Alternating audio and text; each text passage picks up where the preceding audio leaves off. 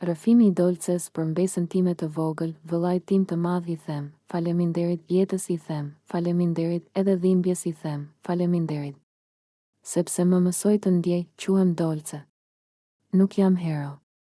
Jam thjesht një njeri që po mëson si të marr frymë mes frikës dhe shpresës. Po flas sot sepse heshtja peshon më shumë se fjalët. Dhe kjo histori nuk është vetëm e imja, është e çdo familjeje që ka kaluar korridoret e gjata të spitalit duke mbajtur një fëmijë për dorë. Mbesa ime është e vogël. Ka duar të vogla, zë të butë dhe sy që dikur shkëlqenin pa frikë. Sot ata sy shikojnë botën nga një shtrat spitali. Nga një dhomë ku koha ecën ndryshe. Ku ditët nuk numërohen me orë, por me analiza gjaku. Ku shpresa matet me rezultate dhe lutje, ajo ka leucemi, fjalë e rënë. Fjalë që të shpon gjoksin sa herë e dëgjon. Fjalë që ndryshon gjithçka. Që e ndan jetën në para dhe pas, e mbaj mend ditën kur e mësuam. Nuk kishte zhurmë. Nuk kishte britma. Vetëm heshtje. Heshtje që të shurdhon. Nëna e saj nuk foli për disa minuta. Babai i saj u ngrit dhe doli jashtë. Unë mbeta ulur, duke parë dyshemen, duke u përpjekur të kuptoj si mund të vazhdonte bota të rrotullohej normalisht, që nga ajo ditë, spitali u bë shtëpia jonë e dytë. Muret e bardha, dritat e forta, aparatet që nuk flen kurrë. Aty mësuam se jeta është e brisht. Aty mësuam se fuqia e vërtet nuk bërtet, ajo rizgjuar gjithë natën pranë një fëmije, mbesa ime nuk e kupton sëmundjen. Ajo mendon se është një lojë e gjatë, një provë. Më pyet pse nuk shkojmë në shtëpi. Më pyet pse shokët nuk vinë. Më pyet pse mami qanë në banjë.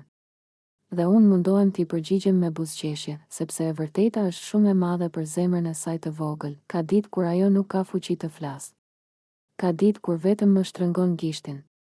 Dhe ka ditë kur më thot, Xhaxhi Dolce, kur të shërohem, do vish me mua në park.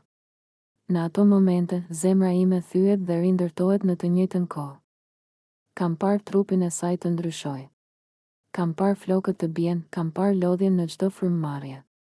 Kam parë dhimbje që një fëmijë nuk duhet ta njohë kurrë. Por kam parë edhe diçka tjetër, guxim të pastër. Një guxim që nuk vjen nga forca fizike, por nga pafajësia. Prindërit e saj janë heronj të heshtur. Ata nuk flasin shumë, por çdo veprim i tyre është sakrificë. Ata mësojnë të jetojnë me frikën çdo ditë. Ata mësojnë të shpresojnë edhe kur mjekët heshtin. Ata mësojnë të falenderojnë edhe për gjërat më të vogla, një buzëqeshje, një analizë më e mirë, një natë pa dhimbje. Unë jam falenderues për çdo infermiere që e trajton si vajzën e vet. Jam falenderues për mjekët që luftojnë pa u lodhur. Jam falenderues për njerëzit që luten, edhe pa e njohur. Sepse lutja ka fuqi. Dashuria ka fuqi, ka net kur rri vetëm dhe pyes veten pse jeta është kaq e padrejtë. Pse fëmijët sëmuren? Pse familjet thyhen? Nuk kam përgjigje. Por kam mësuar se ndonjëherë nuk kemi nevojë për përgjigje, kemi nevojë për qëndrim. Për praninë. Për dorën që nuk lëshohet, mbesa ime më ka mësuar çfarë do të thotë të jesh i fortë. Jo duke luftuar, por duke mos u dorëzuar. Duke buzëqeshur mes dhimbjes. Duke besuar edhe kur nuk kupton pse, nëse po e lexon këtë dhe po kalon diçka të ngjashme, dije këtë, nuk je vetëm. Dhimbja jote ka zë. Shpresa jote ka vlerë. Dhe çdo ditë që zgjohemi, edhe në spital, është një fitore. Unë jam Dolce, jam Xhaxhi, jam dëshmitar, dhe mbi të gjitha, jam falenderues.